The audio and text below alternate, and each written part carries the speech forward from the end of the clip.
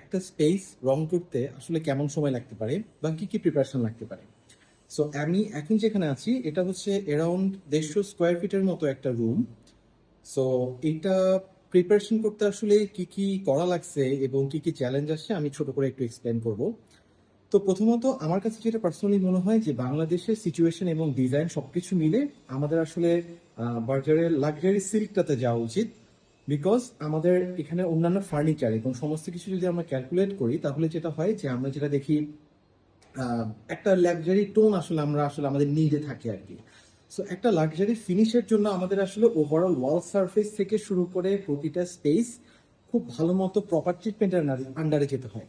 Like এটা যখন আমরা কাজ শুরু করি তখন ওয়ালে প্রচন্ড দাগ ছিল। সো ফার্স্টে যেটা করতে হয় ওয়ালের দাগগুলো ক্লিন করতে হয়, ওয়ালের ড্যাম্প ছিল ড্যাম্প সলভ করতে হয়েছে, ওয়ালে কিছুটা ক্র্যাক ছিল প্লাস্টারে, ওটা সলভ করতে হয়েছে। এরপর যেটা করতে হয় ওয়াল পটি ইউজ করতে হয়, ওয়াল পটি ইউজ করে ওভারঅল সারফেসটাকে সমান করতে হয়।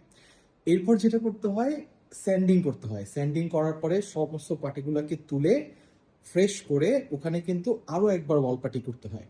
দেন ওয়ালে হচ্ছে ডাস্ট ক্লিনিং করতে হয়, যেটা খুবই ইম্পর্ট্যান্ট একটা পার্ট, কারণ বেশিরভাগ সময় দেখা যায় ডাস্ট ক্লিন না করলে যখন আমরা কালার করব তখন কিন্তু কিছু আঁশ ধুলা বালি সবগুলো কালারের সাথে আসলে মিশে যায় এবং বন্ডিংটা ঠিক মতো হয় না তখন কালারে। এরপরে ফাইনাল টাচটা হচ্ছে প্রাইমার লাগাতে হবে, এবং লাক্সারি সিল্কের জন্য প্রাইমারটা আসলে কিন্তু খুবই ডিফারেন্ট। সো এখানে কিছুটা দেখা যাচ্ছে যে খুবই মাখন টাইপের একটা ফিনিশিং আসলে চলে আসছে, যেটা আসলে কালার না, অনলি প্রাইমার ইউজ করা হয়েছে। এবং এটাকে ঘষে কিন্তু আবার প্রাইমার লাগানো হবে, এরপর হচ্ছে ফাইনাল টাচটা করা হবে।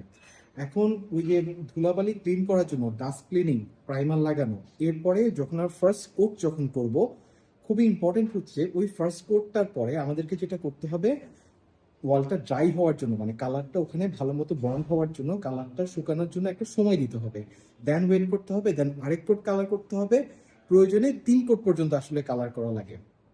সো একটা প্রিমিয়াম স্পেস ডিজাইন করতে হলে, লাক্সারি স্পেস ডিজাইন করতে হলে ফার্স্ট অফ অল কালারটা 100% হতে হবে, আদারওয়াইজ দেখা যাবে ফার্নিচারের সাথে ওই কালারটা যাচ্ছে না এবং সামহাও আমরা হচ্ছে প্রিমিয়াম লুকটা মিস করতেছি, লাক্সারি টোনটা আসলে মিস করতেছি। So I always prefer luxury সিল্কের কালার এবং উইথ প্রপার প্রিপারেশন এবং প্রপার টাইমিং। সো এই ওভারঅল 150 স্কোয়ার ফিট রঙের প্রিপারেশন নিতে এবং রং রং করতে আমার কিন্তু অলমোস্ট 4 থেকে 5 দিনের মতো আসলে লেগে যাচ্ছে। সো থিঙ্ক লাইক দ্যাট একটা বড় স্পেসে কিন্তু আসলে সময় দিতে হবে। সো রঙের জন্য আসলে সময় একটু বেশি মতো দেওয়া উচিত, রঙের জন্য আসলে একটু ভালো মতো সময় দেওয়া উচিত, আদারওয়াইজ হচ্ছে ওভারঅল ফিনিশিং এ আমাদের একটা ডিজাইনের ঘাটতি থেকে যেতে পারে।